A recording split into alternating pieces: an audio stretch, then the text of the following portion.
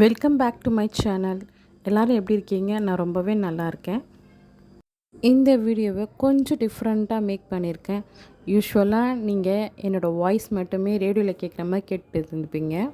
First time என்னோடய ஃபேஸை நான் இந்த வீடியோவில் ரிவீல் பண்ணியிருக்கேன். இந்த ட்ரீட்மெண்ட் எடுத்த காலத்துலலாம் நான் வெளியிலே வரமாட்டேன், யார்கிட்டையுமே அதிகமாக பேச மாட்டேன். ரொம்பவே ஃப்ரெண்ட்ஸ் சர்க்கிள் ரொம்பவே கம்மியாக வச்சுருந்தேன். நம்ம ட்ரீட்மெண்ட் எடுக்கிறத கூட வெளியில் சொல்ல மாட்டோம். மோஸ்ட்லி என்ன மாதிரி தான் நீங்களும் இருப்பீங்க. ஸோ வெளியில் சொன்னால் எதாவது நினச்சிப்பாங்க. இன்னொன்று, நம்ம ஏன் இந்த ட்ரீட்மெண்ட் எடுக்கிறோம், நம்மக்கிட்ட கொஷின்ஸ் கேட்பாங்க. அதுக்கப்புறமா அதோடய ரிசல்ட்ஸ் கேட்பாங்க. ஸ்டார்டிங்கில் இதெல்லாம் கொஞ்சம் எல்லாத்தையுமே ஷேர் பண்ணிகிட்டு இருந்தேன். அதுக்கப்புறம் போக போக போக வெறுத்து போயிட்டேன். எப்படியும் நெகட்டிவ் தான் வருது, இதை போய் எதுக்கு சொல்லணும்னு சொல்லிட்டு பாசிட்டிவ் வந்தால் சொல்லலாம், இல்லைன்னா விட்டுடலாம் சொல்லிட்டு ஒரு மூடி டைப்பாகவே இருந்தேன். ஸ்கூலில் வேலைக்கு போவேன், பசங்கிட்ட கிளாஸ் எடுப்பேன், அதுக்கப்புறம் வீட்டுக்கு வந்துடுவேன். பெருசாக எனக்கு என்டர்டெயின்மெண்ட்டோ வேறு எதுவுமே கிடையாது. என்னோடய மைண்டை ஃபுல்லாக இந்த ட்ரீட்மெண்ட்டு, நெக்ஸ்ட்டு ப்ராசஸ் பற்றின ஒரு பிளான் மட்டும்தான் இருக்கும். 2022 பேபி மிஸ்கேரேஜ் ஆனதுக்கப்புறம் ரொம்பவே டிப்ரெஷனாக இருந்துச்சு. நைட்டில் தூங்கினா சரியாக தூக்கம் வராது. ஸோ என் லைஃப் ஸ்டைலை நான் கண்டிப்பாக மாற்றியே ஆகணும். இதே நிலமை நீடிச்சிச்சுன்னா எனக்கு வேறு ஏதாவது ப்ராப்ளம் வரும்ன்றது நான் புரிஞ்சுக்கிட்டேன். ஸோ அதுலேருந்து ஓப்பன் அப் ஆனேன், எல்லாத்தையுமே பேச ஆரம்பித்தேன். இந்த யூடியூப் சேனலை உருவாக்கினேன்.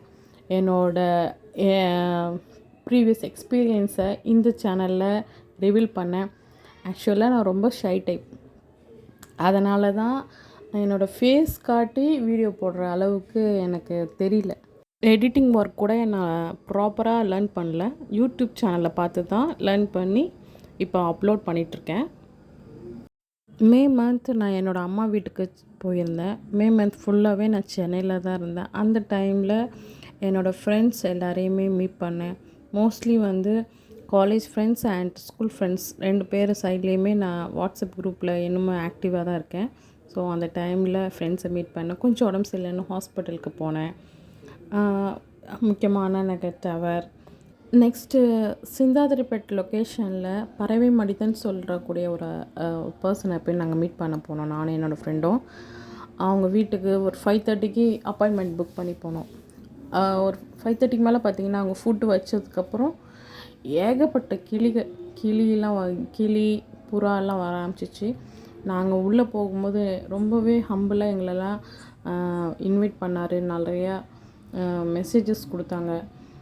எங்களை மாதிரி நிறைய பேர் வந்திருந்தாங்க. ஸோ எல்லாரையும் மீட் பண்ணதில் எனக்கு ரொம்பவே சந்தோஷம்.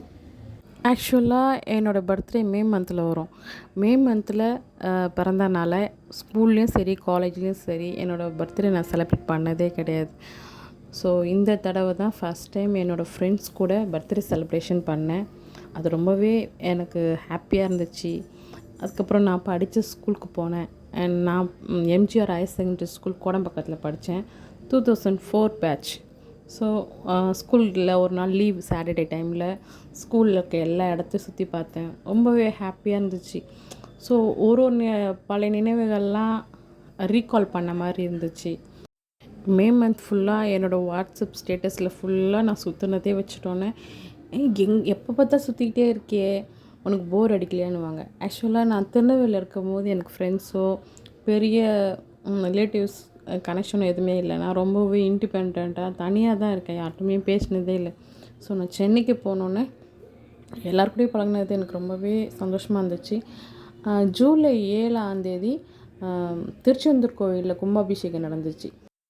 அந்த டைமில் என்னால் போக முடியல. ஸோ 12 வெள்ளிக்கிழமை திருச்செந்தூர் கோவிலுக்கு போயிருந்தேன். ரொம்பவே கூட்டம் அதிகமாக தான் இருந்துச்சு.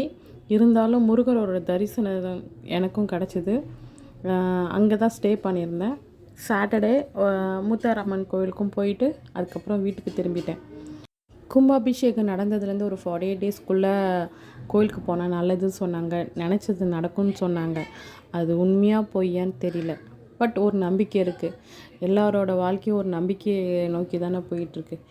வர காலங்களாவது ஏதாவது மாற்றத்தோடு என்னோடய லைஃப் இருக்கணும். என்ன மாதிரி மற்றவங்க யாரும் கஷ்டப்பட வேண்டாம், இந்த குழந்தையின்மைன்ற ஒரு பிரச்சனை வரக்கூடாதுன்னு வேண்டிட்டு வந்தேன். இந்த vlog பிடிச்சிருந்தா லைக் பண்ணுங்கள், ஷேர் பண்ணுங்கள்.